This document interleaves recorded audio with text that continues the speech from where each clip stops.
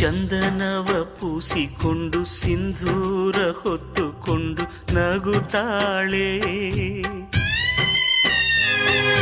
ಮಲ್ಲಿಗೆ ಪಲ್ಲಕ್ಕಿಗೆ ನಾನೇ ಒಡತಿ ಎಂದು ಮೆರಿತಾಳೆ. ನನ್ನ ಬಾಳ ಭಾಗ್ಯ ದೇವತೆ ಪತಿ ಪ್ರೀತಿಯಿಂದ ವಂಚಿತೆ.